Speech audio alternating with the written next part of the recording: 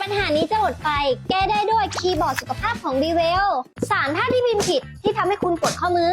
1. ท่าข้อมือบิดออกข้าง 2. ข้อมือกระดกขึ้น